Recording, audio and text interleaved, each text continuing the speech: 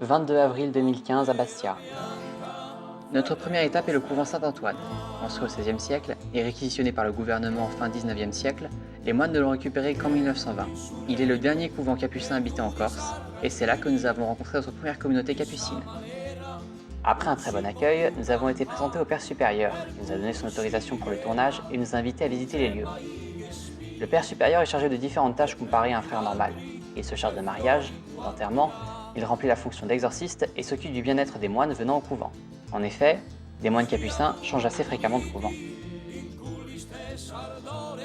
Les moines capucins de Bastia disposent également d'aide en retour de leur charité. Un ex-chef cuisinier, qui a insisté pour garder son anonymat, vient tous les matins préparer à manger pour les moines capucins.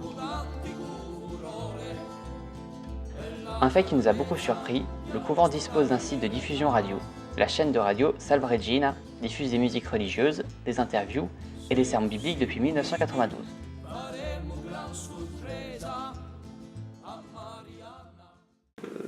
Alors nous, à la base, bien évidemment, c'est Radio Salve Regina, donc comme son nom l'indique, c'est évidemment une émission à caractère religieux, c'est évident. Mais au-delà de ça, au niveau de notre programmation, on propose bien évidemment des émissions culturelles. Donc ça va d'une émission de cinéma qui s'appelle Grand Écran, dans laquelle on présente chaque semaine un film, qu'il soit nouveau ou pas. Après, il y a des émissions à caractère historique, Témoignage de Corse, qui est présenté par Lucille Gandolfi. Qu'est-ce qu'il y a d'autre? Des émissions musicales aussi, dans laquelle on présente, ça s'appelle Parlez-moi d'albums, dans laquelle on présente des albums, là, qu'ils soient nouveaux ou anciens, aussi même chose. Mais toujours en relié à la religion, c'est ça? Non, pas forcément. Non. Que ce soit dans le cinéma, que ce soit dans la musique, ou même dans les émissions littéraires, non, pas forcément. Un peu de diversité, quoi. Oui, tout à fait. L'après-midi, nous avons rencontré le frère Emmanuel. Comme aucun de nous n'est un fervent religieux, nous lui avons posé quelques questions à propos de sa dévotion. Eh bien, quand j'avais 15 ans, quand j'étais lycéen, je menais une vie chrétienne normale. Et je priais, je lisais l'évangile, et à un moment donné, en lisant l'évangile, c'était comme si Dieu me parlait, et j'ai eu envie de tout laisser pour lui. C'était surtout... Je connaissais déjà Jésus, mais c'est le fait de l'entendre parler dans mon cœur, de le sentir vraiment présent. Et c'était beau. D'abord, j'avais eu d'autres projets, mais déjà progressivement, je pensais un peu à consacrer ma vie à Dieu, mais c'était plus des idées, alors que là, c'était vraiment comme rencontrer une personne. Voilà. C'est la différence qu'il y a entre comment quelqu'un, par exemple, qui pense au mariage, et puis le jour où il rencontre une femme qu'il aime, ce n'est plus une idée, c'est quelqu'un. Et là, quand quelqu'un pense à la vie religieuse, en général, c'est une idée. Et quand on rencontre Dieu, c'est comme tomber amoureux. J'étais un prêtre ordinaire, si l'on peut dire, en paroisse, sans être religieux, sans être capucin. Et j'ai vu un reportage à la télévision sur ses frères à New York, et donc je suis allé les voir. Et finalement, je suis resté 3 ans avec eux. D'abord, j'ai découvert la vie religieuse, parce que si je suis ici aujourd'hui, c'est parce qu'aussi j'ai fait cette expérience dans le Bronx. Ses frères à New York, c'est une communauté qui vient des capucins. Ils ne sont pas capucins exactement, mais ils viennent des capucins. Et donc à travers eux, j'ai connu la vie religieuse. Vous l'aurez compris, le plus souvent, s'engager à mener une vie de moine est plus souvent un acte de foi profonde, un besoin de se rapprocher vers quelque chose de chaleureux. 23 avril 2015 à Bastia. Nous avons été invités à la veillée du jeudi soir par le Père Gardien. Le thème de cette veillée est un hommage à la mémoire du pape Jean-Paul II.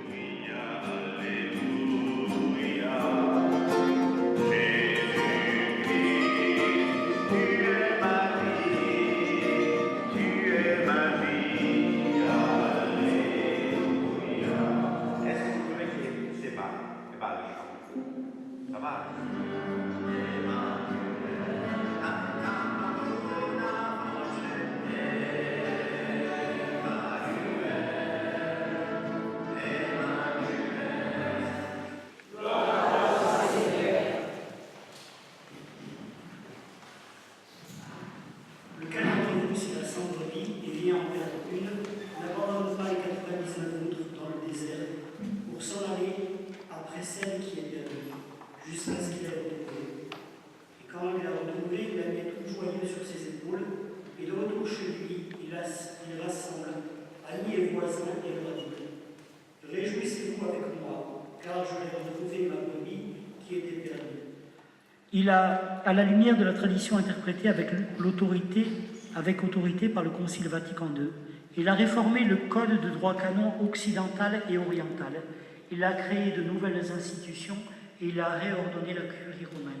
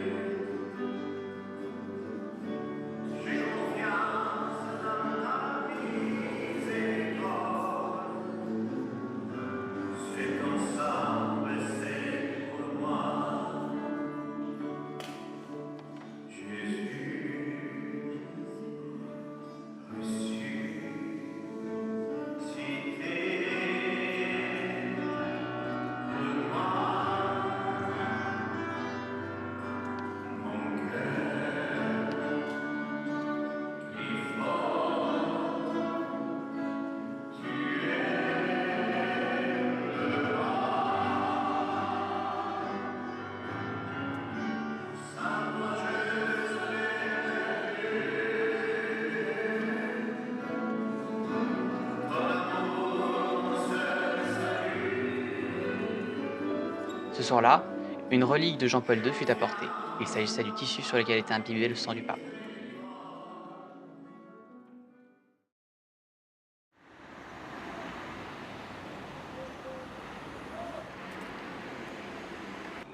29 avril 2015 à Bastia. Le père Giovanni Azzori, fondateur de la radio Salve Regina, nous a accordé un entretien. Oui, avec notre père, le père Vincent. On était des jeunes prêtres ici en Corse, donc on pensait comment on pourrait, disons, transmettre la bonne nouvelle. Et comme en Italie, il y avait une radio qui marchait très bien, Radio Maria, alors on a pensé pourquoi pas, disons, créer une radio. Du coup, sans rien connaître, on a commencé l'aventure. Le Seigneur a béni et donc ça fait que la radio est là aujourd'hui. Actuellement, je suis le provincial, c'est-à-dire celui qui s'occupe un petit peu comme responsabilité de tous les couvents, de tous les frères qui sont en Sardaigne. On est environ, disons, 75 frères et donc quelques informations en Italie. Puis actuellement, disons, il y a chez nous voilà, 3 frères. Il y a le père Thierry qui est originaire de Bourges, du continent, et qui est à Sassari. Il y a le père Jean-Laurent qui est à Morès et le père Jean-Marcel, d'origine écosse, les derniers deux, et qui se trouve à Rome dans notre curie générale. Si l'Église possède une radio pour s'adresser à un public adulte, elle possède également un moyen de communiquer aux plus jeunes. Le père Christian nous a reçus pour nous parler de son travail de communication autour de l'Église et comment inciter les jeunes à s'intéresser à Dieu. Alors, c'est clair que moi je suis un religieux capucin, mais je travaille aussi pour la diocèse dans le domaine de la jeunesse, pour ce qui concerne la pastorale des jeunes. L'évêque, il y a 1 an et demi, plus ou moins, m'a nommé responsable de la pastorale des jeunes, donc je travaille surtout dans ce domaine. Et après, je célèbre les messes, je confesse, je m'engage beaucoup dans la direction spirituelle aussi. Vous occupez aussi de la communication autour de l'Église? Autour de l'Église, oui, toujours dans le domaine de la pastorale des jeunes. Par exemple, j'ai créé un site sur la pastorale des jeunes de Corse, et comme vous pouvez le voir, très coloré. Et justement, pour que la communication passe mieux, je me suis servi un petit peu des images et des icônes qu'aujourd'hui les jeunes connaissent très bien. Ce sont les icônes qu'on voit dans tous les smartphones, dans les portables. Et comme vous pouvez voir, j'ai J'ai modifié les icônes en les christianisant.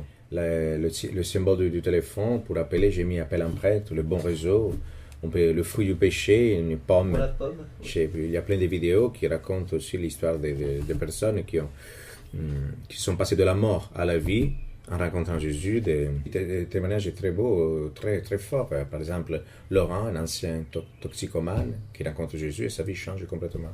Un témoignage d'une ex-prostituée aussi qui rencontre Jésus dans sa vie. Et une fille qui faisait de la striptease, Dominique, le sida et la croix du Christ. Pour ce qui concerne mon domaine, et en tant que responsable diocésain de la pastorale des jeunes, je m'occupe du site de la pastorale des jeunes, donc je travaille dans le PC, mais on a d'autres moyens, on fait beaucoup de brochures, des affiches. On a créé un groupe qui s'appelle le groupe Archange de Lumière, c'est un groupe théâtral composé par 25 éléments, dont ils font partie aussi des enfants très petits qui jouent très bien. Et ce groupe, c'est un groupe aussi de pop louanges. On chante des chants pop sur Jésus, sur la Bible, des passages de la Bible, des psaumes, mis en musique avec un rythme pop. Le père Christian, avant de s'intéresser à la religion, était pompier. L'informatique et la communication n'étaient qu'une passion pour lui. En plus du site web, il crée des cartes de visite et quelques manuels humoristiques pour les jeunes. Enfin, le père gardien a accepté de nous parler de sa fonction. Alors, un gardien, c'est gardien d'abord de la communion entre nous, un gardien de notre vie de fraternité, comme on l'appelle, notre vie fraternelle. Donc, gardien de la communion, gardien de la prière, gardien de toutes les composantes, si on veut, de notre vie.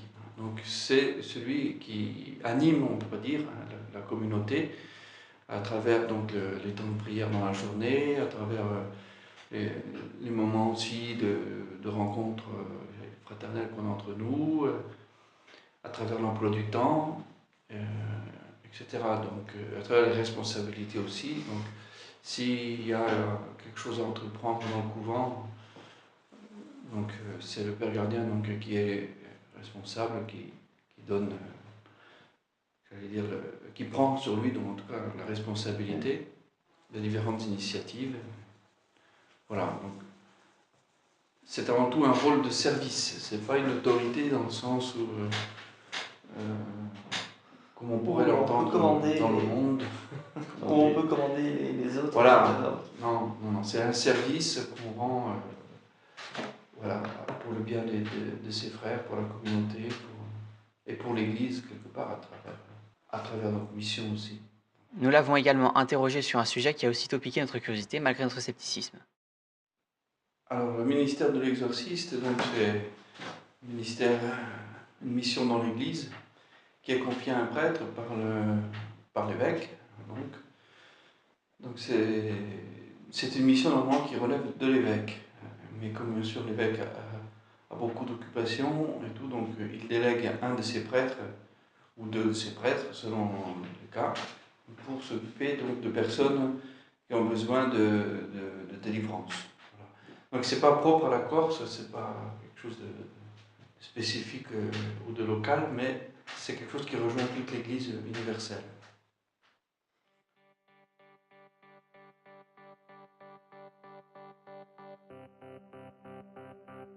Toutes ces nouvelles informations en tête, notre vision des Capucins a beaucoup changé. Ils nous ont paru être des personnes de foi profonde, mais ont des activités diversifiées. Le véritable bouleversement nous est venu un peu plus tard, mais ceci est un autre voyage.